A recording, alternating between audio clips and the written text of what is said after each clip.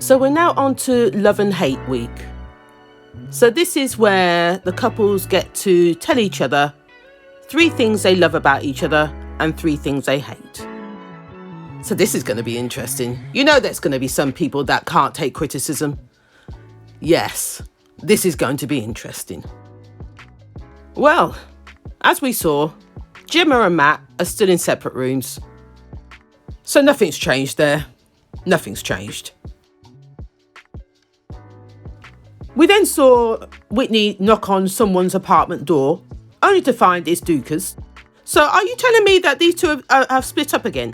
They're both in separate rooms again? Oh, I don't get this. This is making no damn sense.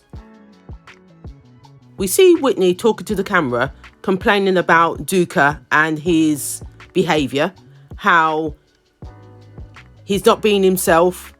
He's so concerned about how people see him, how people view him. And I did say that from the beginning.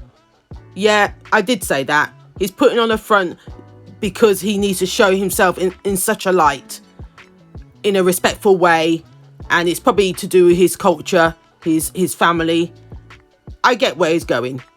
But you came on a show to be what? A plastic dolly of yourself. What are you doing? What are you doing? And in this case, I have to agree with Whitney. Be you. Be you. Be you. As I keep saying, outside of this setting, this isn't you, and I know it. You're not fooling me. I know where you come from. I know the people you hang with. So please don't try me.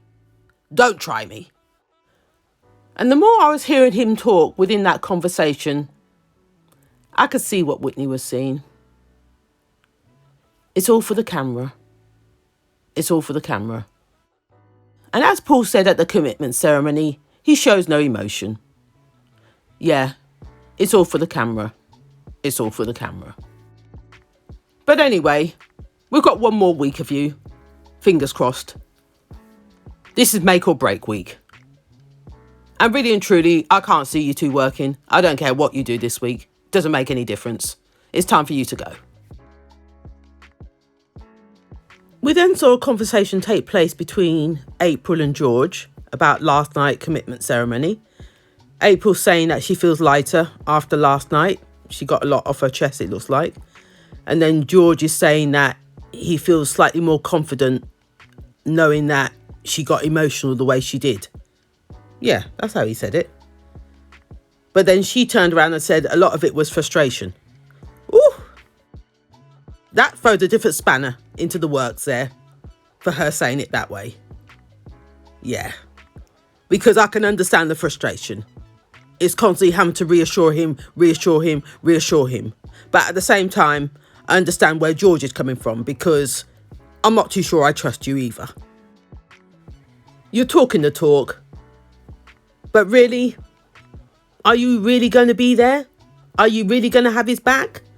I'll always be there, as you keep saying. The lies. I don't believe you. I don't believe you. Anyway, moving on. The task began with everybody having to tell the other partner what they hated about them. Yeah. So they start with the most difficult part first. So first of all, we saw Thomas and Adrian. Adrian turned around and said, well, Adrian wrote that he dislikes the fake tan on the white sheets where Thomas is concerned. Yeah. And I can understand that. That would drive me insane. Fake tan on white sheet. That would drive me insane. To wake up to that every morning.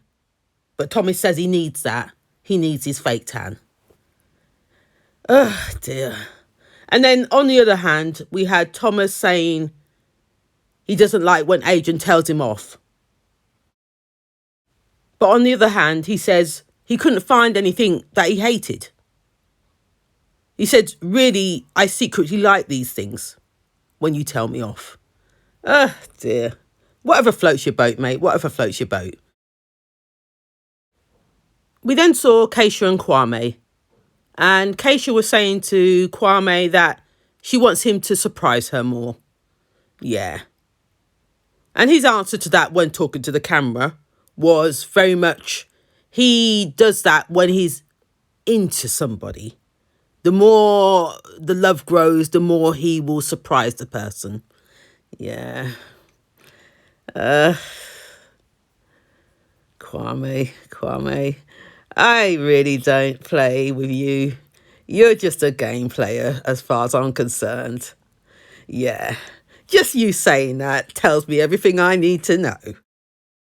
And when Keisha was talking into the camera, she was saying like, she likes surprises, she likes the flowers, the gifts, but most of all, she likes her bags.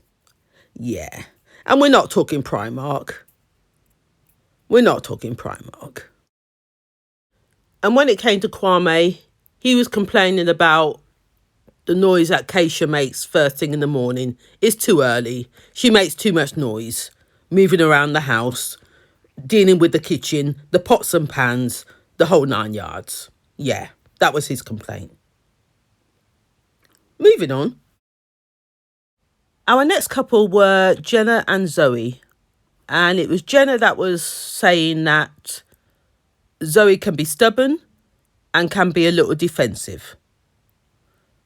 And Zoe's response to that was, she had to think about it for a second. And she thought, yeah, I can be like that.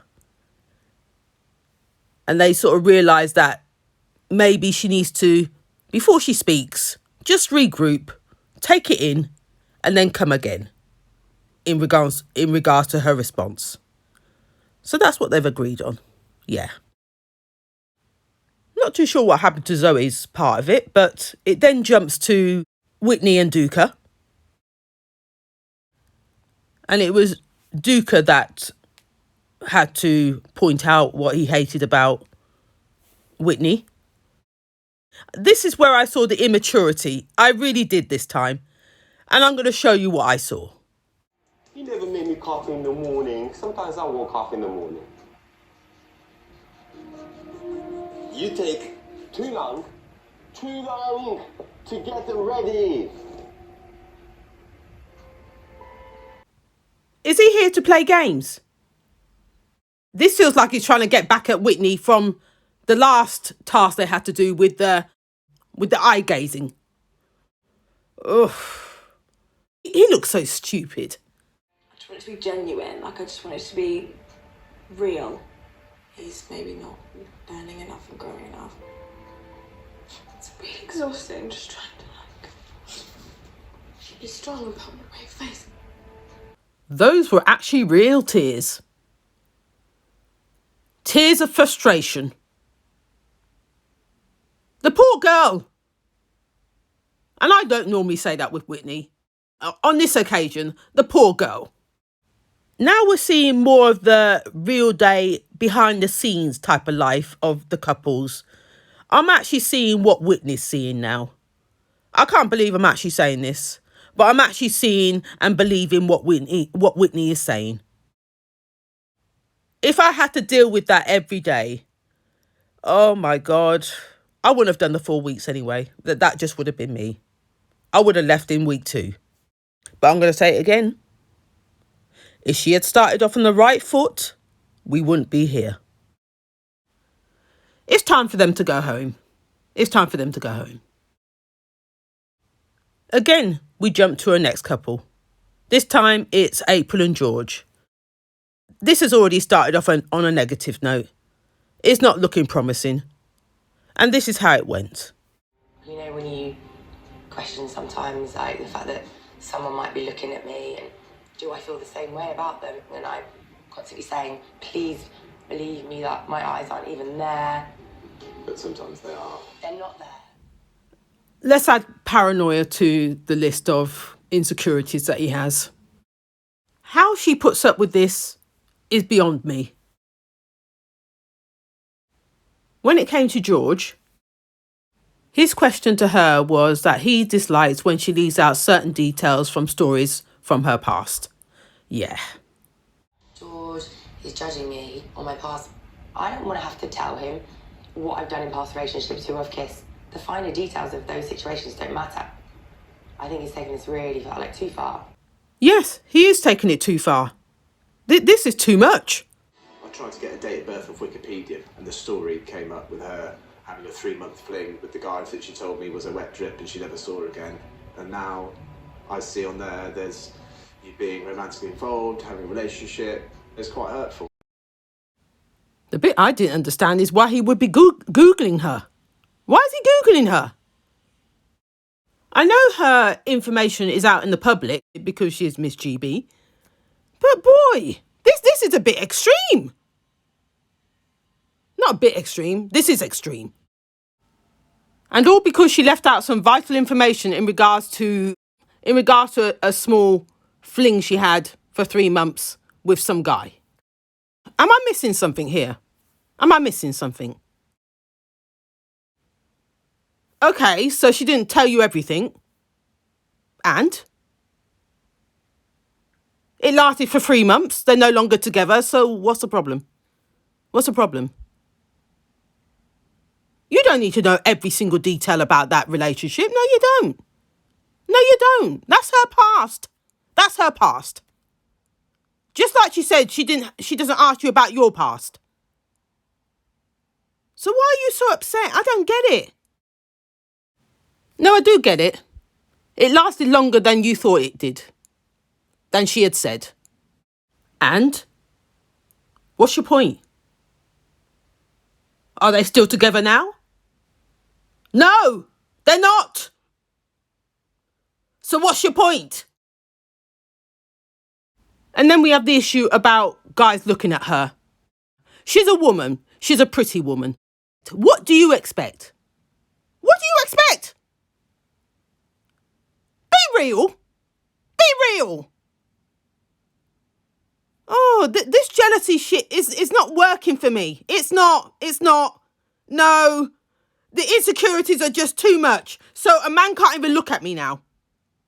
And even if our eyes were to lock, what are you trying to say? That I must fancy him? Because we're looking at each other. And? I'm with you, aren't I? I'm with you, aren't I? What's your problem? You know what? I can't be dealing with that rubbish. That just wouldn't run for me. It just wouldn't run for me. I'm going to have to done that one.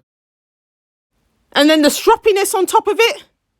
The mood swings. Oh, I can't. I just can't. Moving on. We then had the new couple, Sophie and Jonathan, asking each other some basic questions. So they didn't have quite the same task as the rest of the group. The questions seemed to flow very easily. They answered it very quickly. And then coming to the end of these questions, this is how it went. He asked her what she finds sexy about him. She was able to answer that quite straightforward and quickly. But when he was asked the same question about what he found sexy about her, I heard the birds tweeting. I actually heard the birds tweeting. There was this long silence. I'll show you what I mean.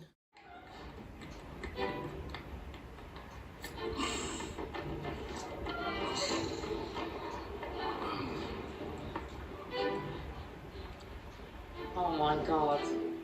And it continues. It's really strange to say, but I do find faces sexy. Yeah, of course she's sexy. Bloody hell, I'd be stupid if I said that she wasn't. Like, I think that's a given. It's just... It's just what? It's just what? Why did it take him so long to answer? I just didn't understand that. Initially, I thought, is he messing around with her? Is he trying to long it out just to make her feel uncomfortable? And then he's going to make a joke out of it? But no, that's not what happened. I thought, oh, what was that about? That actually threw me. His reaction threw me. I'm not too sure how to take him now. With that little red flag there, I'm going to be looking at you sideways from now on. Because that just threw me. Just when you thought you knew someone. The next couple we saw were Gemma and Matt. These two actually came together. They went out for a cocktail. And they were given the same sort of questions like Sophie and Jonathan. Just getting to know each other. The conversation was amicable. These two seemed to answer their questions without getting hot and heated. I was quite surprised, to be honest. But things are going to take time with these two. This is going to be a slow burn, if any. The question that was asked to both of them was, what does love mean to you? These two are on totally different pages.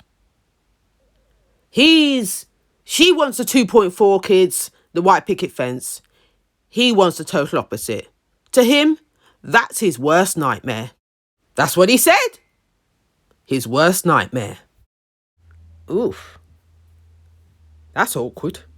I came into this thinking there is no bad that could possibly come from this. And I think Jem came into this as this will be my husband. I don't actually disagree with what he just said. But I feel there needs to be some more effort made. Especially on your part, Matt. Because you can't both be living in separate rooms and not communicating. Otherwise, what's the point of being here? You might as well just leave.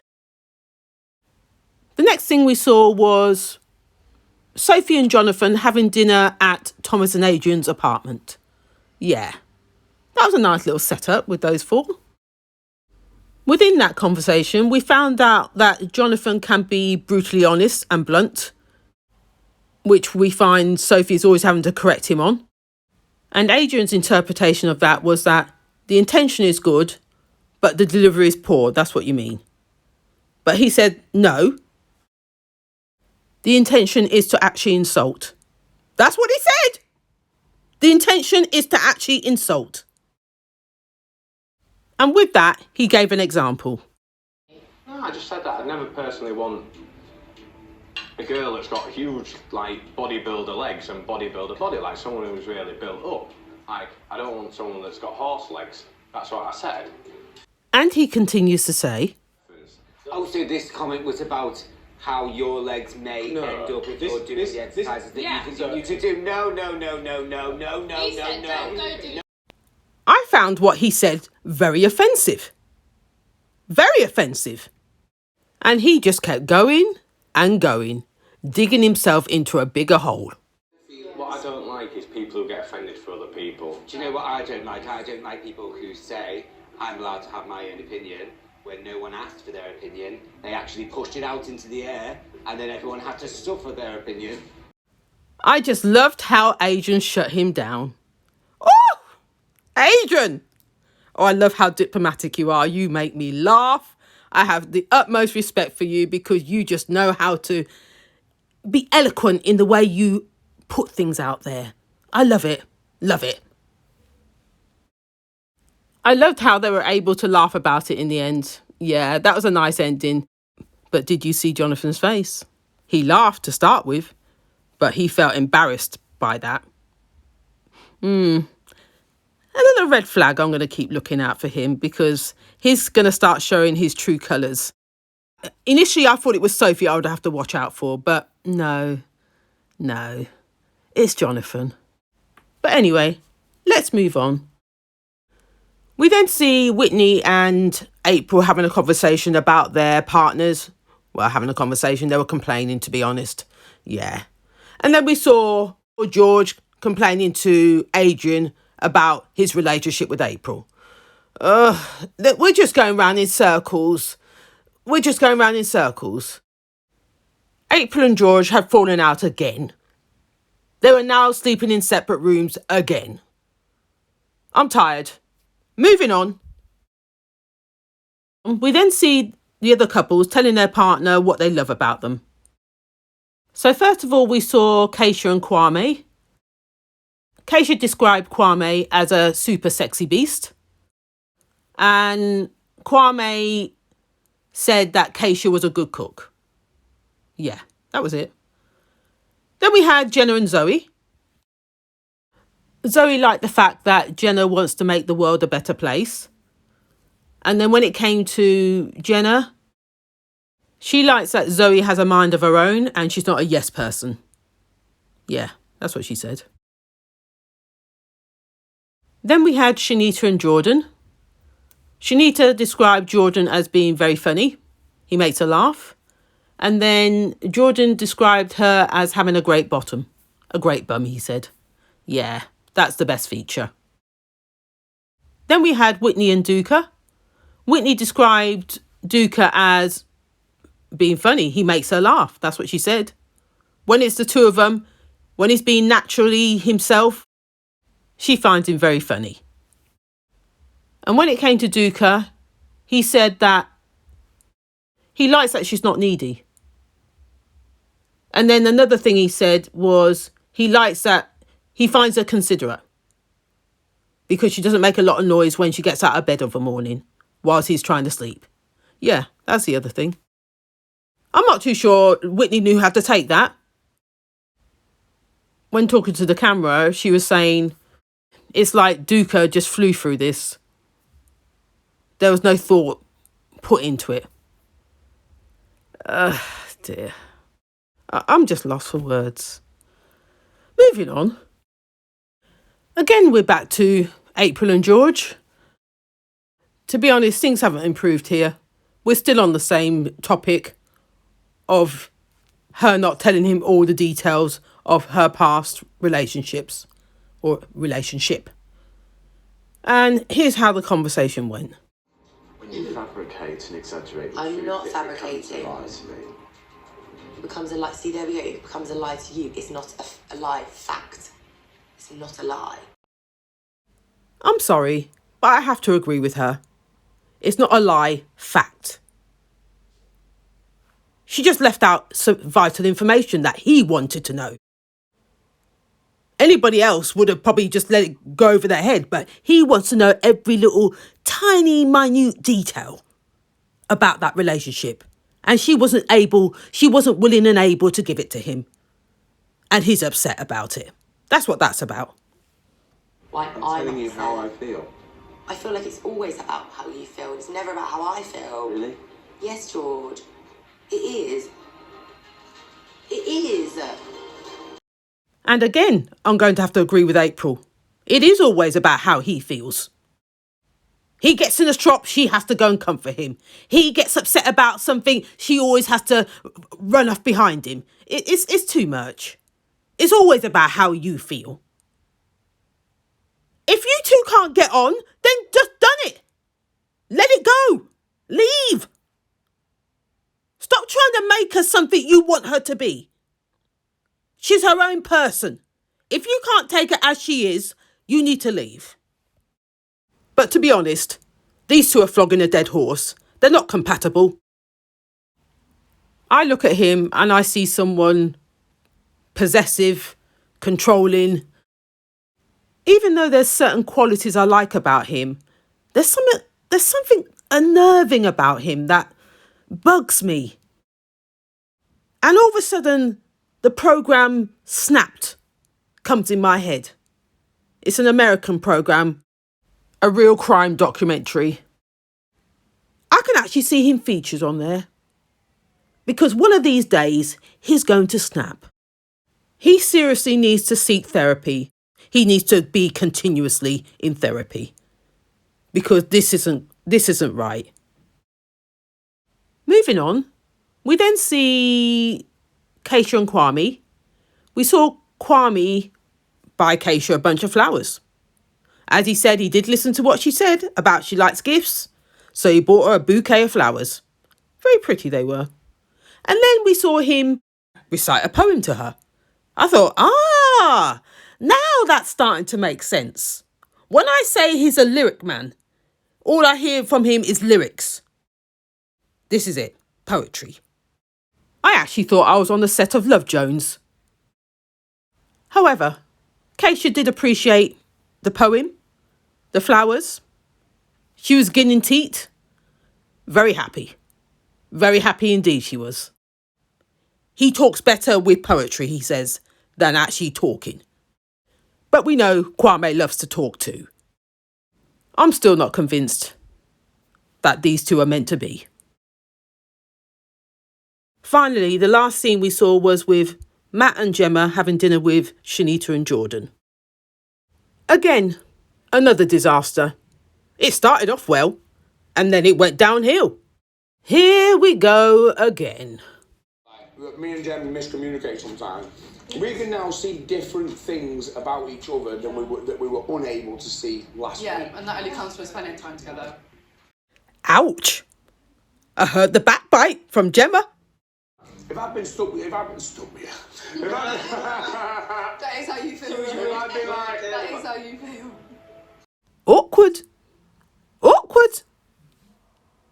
You could see Shanita and Jordan starting to get uncomfortable in that situation. We then heard Gemma continue to say that they need to make an effort. He needs to spend more time with her, at least 70% of the time with her, 30% with his boys, and not it being the other way round. I definitely have to agree with Gemma there. She has a point. You can't be spending time with your boys, more time with your boys, than trying to work on this relationship here. No matter what. Make an effort. We're halfway through the process, and you lot have come midway, and you haven't even started yet. This is ridiculous. Come on. Do you see if you don't want to sleep with me, you can't No, stand because me, I'm trying to you don't protect want myself any from of that. you. Right, well don't say that to me and then start crying. Protect myself from you. The hardest part with watching this is that it's making Gemma look neurotic. I know she has a point. She's got a point in what she's saying. But she's looking neurotic. And he's making her look neurotic. Which makes me question him whether he has these, narcissistic traits. Ugh. It just gets under my skin, just watching that. Anyway, it ended with Shanita running after Gemma, trying to calm her down. Yeah, it's the same thing every day. Oh, this is painful. Painful to watch. But you know what? It's time for me to go now. So this is where I'm going to leave it. If you like what you heard, please like, comment and subscribe. Till next time.